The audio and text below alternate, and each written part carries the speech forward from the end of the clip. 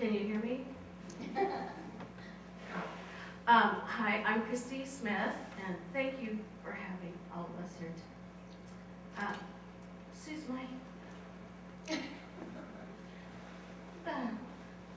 When I have been through years of torture before I met Sue, and she helped me find peace.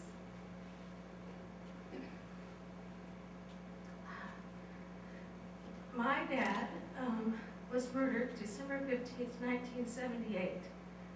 I had come to Kansas as an 18-year-old girl in March of 1978 for the sole purpose of finding this man that I didn't know because my parents had split up before I was born and then divorced shortly after that, and a different man was my father. I thought he was my dad until he passed away. I was 8 when that happened, and I found out I had this different man that was my dad. So I was determined that I was going to find out who this man was. And my mom said, well, when you turn 18, you can go find him. Well, I took her at her word, because I turned 18 in January and I left in March. Didn't take me much time at all, and I came here from Indiana. So it wasn't just like a short little 20-minute drive. I drove a long way. My grandparents lived here, my mother's parents, and so I came to stay with them and hoping to find my grandmother, my dad's mom. And so I started working on it right away. Well, about a month later, I found my dad, and it was really exciting when I did. I was looking for an aunt, a specific aunt that I remembered as a child, and I remembered where she lived. And she lived next to the convent over, you know, the big circle area. And I was trying to find this one little road, and I just drove and drove and drove, and I finally found it. And I stopped there one day, and she wasn't there, but her neighbor was there. And she said, he told me that, oh, well, Vesta's gone over to visit with Margaret. Margaret's my grandmother. I said, oh, how handy. And so he told me where Margaret lived. And so here I went on another little journey, and I found this little house that he told me was back by the road, back kind of off the road a little bit. And there were 2 houses like that. So I pulled into the first one. Well, guess what? That's not it. But guess what? She lives next door. So I pulled my little car. I have this little blue, powder blue Opel GT. I don't know if you guys remember what those look like, but that's the little car I had. Well, I pulled out and I pulled into the next driveway, and I still remember what I had on that day. I had on this gray pair of slacks and this really crazy looking shirt. Remember, I was 18. So I walked up to the door and I knocked, and this little lady comes to the door and she goes, yes, can I help you? I look at her thinking, okay, this is gonna be my grandma.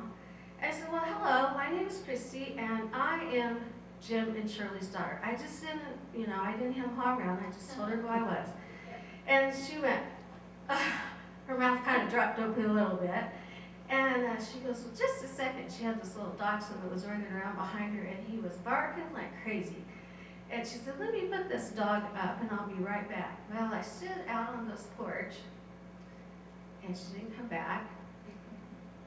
And she didn't come back. Oh, my God. I scared her. And then the door opened, and it was not her. It was a man. And he was, you know, average height, had great big blue eyes, and this great big walrus mustache, and he had the smile on his face that just would not stop. I knew immediately who he was. It was my dad. And he opened up that door and hugged me, and it was just wonderful. I was so excited, and so was he. Well, that was in April of 1978. And through the next months, we spent lots and lots and lots of time together.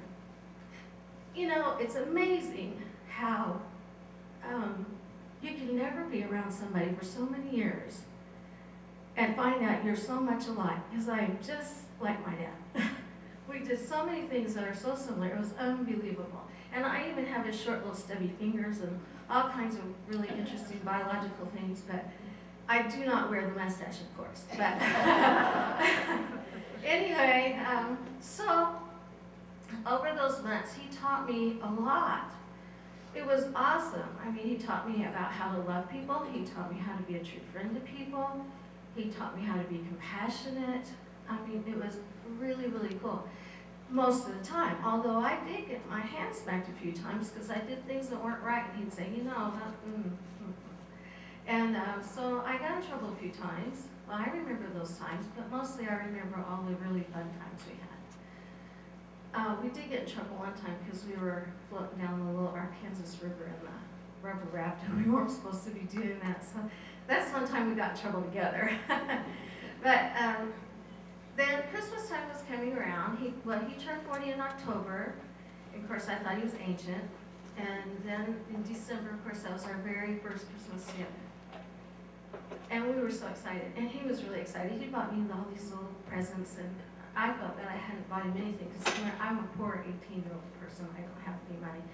And I hadn't purchased anything for him. And he kept telling me about this stuff. I was like, oh my gosh, I feel so awful. Well, on December 5th, this man named Glenn Ryder, he escaped from Lyon State Hospital with the help of some friends. And he came to Kansas, to Wichita area, and they eventually robbed what used to be Hudson Pharmacy on the corner of Lincoln and Hillside. And the day they did that, they terrorized a lot of people. It was a really horrible crime. It was him and two other men, Billy Lemons and Jimmy Edens. And that day when my dad was coming home from work, he witnessed them shooting at his neighbor because they had ran across the yards, and his neighbor had come out because he was an older man and he was telling them to get off of his grass. And so my dad witnessed that, and my dad, being the kind of man that he was, wanted to help his neighbor, and he followed them to find out where they were going, and they cornered my dad behind Corky's IGA and shot my dad 3 times in the chest. And I received a phone call at my grandparents' house that evening and said that my dad had been in an accident. And I thought it was a car accident. But when I got to the hospital, my grandmother was there, and of course found out it was not a car accident, but he had been shot. He did not live very long at all. And this was very devastating for me because, first of all, I was young. I'd never experienced anything like this in my entire life. I came from a small town, Bloomington, Indiana. Some of you may know that as the home of IU. We didn't have those things happen there, so I was just shocked. I didn't know what to do, and this was my dad. This is a man that I loved, a man that I was getting to know, a man that I did not want to lose, but I did. And this was also my grandmother's only child. That was it. She was devastated too. I remember in the hospital how she looked vacant. I remember how I felt, vacant. My little brother was 8 at the time that my dad died. He was 8. You know, it's a very difficult thing. I thought, how in the world am I ever going to get through this? I don't know what to do. I didn't. My grandma didn't know what to do. And of course, an 8-year-old boy doesn't know what to do at all. So they did arrest these men, all 3 of them. They were all tried, and I did attend some of the trials. It was really too painful for me to go and to be there every day. It was a 3-week-long trial. I didn't understand the judicial process at all. I just knew that I couldn't take it. I was sat there one day and I listened to Glenn Ryder kind of nonchalantly admit that, yeah, I did it. I was like, oh my gosh, and this man is a man that the Wichita Police Department at the time called Little Manson, because he actually killed 2 people before my dad. And the last one that he killed before my dad, he had bound him up in tape and stabbed him over 40 times. I mean, this guy's not a nice guy at all. And he looked at me in the courtroom, and I had absolutely nothing to do with this case, except for the fact that I was Jim Edwards' daughter. And he threatened me in the courtroom. And because he looked at me and he said, I'm going to get you. And I was scared. Oh my gosh, was I scared. And I remember that day I ran out of the courtroom and I was crying because of the things that he said. And I just couldn't handle it. It was so hard. Well, I thought and thought about it, and I can tell you that there was a moment of rage where I really wanted to kill them. I did hate. I had been taught not to, but I did for a little while. It wasn't very long, a couple of weeks. But then I came back to the things I'd been taught as a youngster, a lot like Sue. I was raised in a Southern Baptist environment, and you know, I was taught that you forgive to be forgiven, that you love and you have compassion for those who hurt you. And in the Southern Baptist church sometimes they'll say, and if you don't, you're going to die, you know, with fire and brimstone. And I didn't like that. But I really felt like I had to do the right thing as a Christian human being, and I had to forgive. And so that's what I did. In my head, in my heart, that's what I did. And I moved on with my life. All 3 of those men received life sentences. At that time, what that meant was they could come up for parole in 15 years. And that started happening. For 15 years, I really didn't have to deal with that much, except for the parts of my life that were important. And the parts of my life where I really missed my dad a lot. Those were the times I had to really deal with some things. Like, I got married when I was 25. I had to walk down the aisle without my dad. That was the time I really had to live through it. My daughter was born, my first one, in 1985 also. And that was the time I had to live through it. My dad wasn't there to hold his first grandchild. And my daughter didn't get to feel the hands of her grandfather. Now, I went on to have 3 more daughters. And, you know, other various things through life where I really could use my dad. I really wanted him to be there. And it was really hard for me. And 15 years later, I was about 31, and things started happening again. And Glenn came up for parole, and I was furious, because why do I have to go through this all over again? This is not fair to me. No, we've already been through this one time. I don't want to do this again. But I had to do it. And so the first time I went before the parole board, I was scared. I was scared to go before them. I was scared that someone within his family would be there.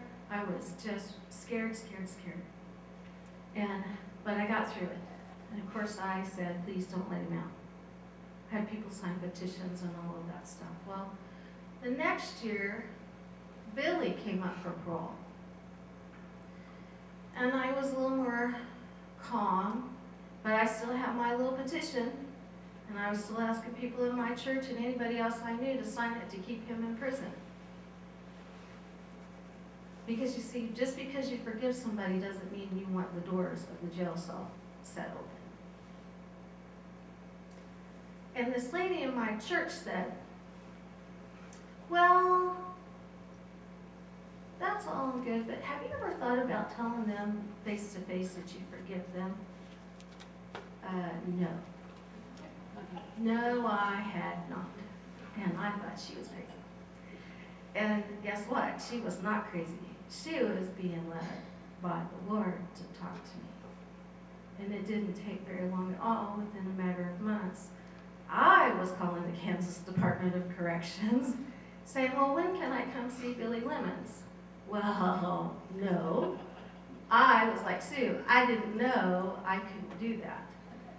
So anyway, they told me, don't you know it's the purpose of the prison system to keep the perpetrators and offenders apart from family members? Well, but you see, he did kill my dad, and I feel like I have a right to talk to him if I want to. So within a couple of months, went through a process through Offender Victims Ministries, because my pastor put me in touch with him, Harold Regier, some of you may know him. And Harold helped me get into Hutchinson Correctional Facility. In Kansas, I didn't know it at the time, but it had never been done here. It was a pilot program.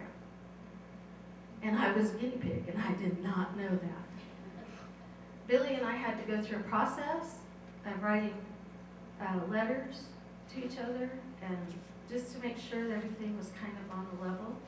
You know, that we were both at a place in our journey that it wouldn't be an explosive situation, because that would not be good for anybody. And so in April of '94, I believe it was, I traveled with my pastor. Oh, by the way, he was there the night my dad was murdered, and I didn't know for years that he was the man who was at the hospital as the chaplain, and now he was my pastor. And so he went with me, and my husband and Harold, of course, went, and there were other people in the room that day. I was kind of scared. I'd never been even in a jail cell, but it all worked out. There was about 20 people in that room that day, and Billy came in, and he looked like time had just completely stood still, because he looked exactly the same as he did the day I saw him in the court. And, you know, my purpose of being there was to tell him face to face that I forgave him, to set him free. Not free from the bondages of jail, but free in his spirit, so he could move on as much as I wanted to. Because see, all of those years, well, you know, when something like that happens, you feel like you can't breathe. It just takes your breath away. But not only that, I had nightmares all the time, afraid that these men were going to come and hurt me, and I had to face that fear. So 2 reasons I was there. And Billy and I sat for 2 hours, and we talked, and he shared about what he did that day and how sorry he was. He had 2 young daughters. The time that he went, he wasn't a teenager, he was 30. And he knew what it must have been like for my brother and I to continue going on without our father, because his children were without their father. And then I shared with Billy, and immediately the first thing, of course, I said to him was, I want you to know how much I forgive you. And this is what I read to him that day. And I want you to, if you want to, close your eyes and just listen. The Lord is my shepherd, I shall not want. He makes me lie down in green pastures. He leads me beside still waters. He restores my soul. He leads me in paths of righteousness for his name's sake. Even though I walk through the valley of the shadow of death, I fear no evil, for thou art with me. Thy rod and thy staff, they comfort me. Thou preparest a table before me in the presence of my enemies. Thou anointest my head with oil, and my cup overflows. Surely goodness and mercy shall follow me all the days of my life, and I shall dwell in the house of the Lord forever. We used a lot of Kleenexes. I can tell you, sitting at that table, 2 hearts were healed that day. We both got up, and these burdens that we've been carrying, even though I've forgiven him in my heart and in my head, a burden had been lifted from my shoulders. From that day forward, I have not had a single nightmare. That was my healing. That is how I reconciled. And I didn't realize I needed to go to that extent. But for me, that's what I had to do. You know, Sue talks about how BK was put to death 13 years after he was convicted. I didn't meet Billy until it was like 16 years after he was convicted. It was a huge part of my healing, a healing that would have been torn from me and taken from me if the death penalty had been in place in Kansas at that time. So think about it that way. What does it take from our healing to use the death penalty? Because I can tell you there are still people out there, it's been 20 years and they're not ready yet. Everybody is ready to do something with their lives or to reconcile at different times. Maybe a day, but for me it took a long time. Billy, when he was finally released from prison, was 19 years after he had been there the night that my dad died. He didn't pull the trigger, but he was there and he could have stopped it. The day he came home to his family, well, I went to the prison to greet him back into our society because I honestly was not afraid of Billy. I did not believe he would ever hurt another person, and I believe he had been rehabilitated. And he says himself it took 5 years for him to wake up, and the loss of one of his arms because he was shooting drugs intravenously in prison. We did have people come and videotape that for the news because we wanted people to see that there's a different way to handle this kind of situation when your family member is taken by the hand of someone else. You don't have to hate. And Sue's right. People tell you that you have the right to hate. They want you to hate. But I was like Sue. It just wasn't within who I was as a person and not who I was in Jesus Christ. Just for a short time. And I'm so thankful that I've been raised that way. The Carr Brothers, when they murdered on the 15th of December,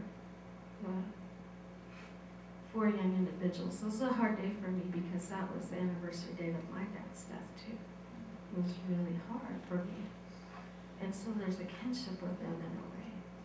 My heart goes out to them so much. Losing someone to murder is the most horrible thing I think I've ever had to live through. But I can tell you this, it's made me a very strong person. It has made me look at who I am in Christ. It has made me look at who I am as an individual.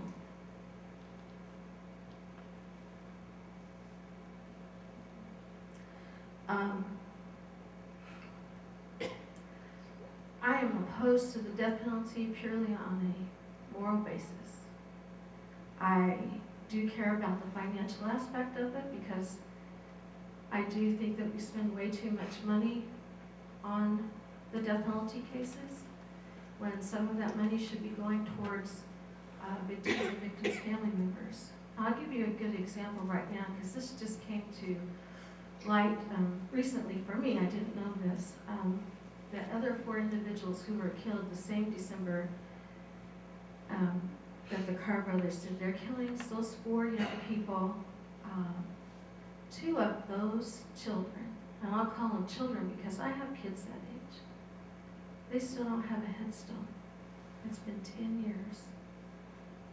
That kind of money could be going to things like that to help victims' family members. Get help with education. You know, my dad was prepared to pay my way through college. I was 18, I was ready to go. Guess what? I'm 50 and I'm still not done. You know, that can be done with that money. You know, helping with counseling. Because back when this happened, when my dad died, there wasn't anything formal for counseling for victims' family members. I sure could use that, especially as a young person. You know, maybe some of that money could go for counseling to help keep families together so that they're not ripped apart. Because that is the fabric of our society, really. That is the strength in our society, is keeping families together. And I would ask that any of you that hear someone say, well, but we do this for the family members because it will bring closure. Well, there are two things about that. First of all, in my opinion, there is no such thing as closure.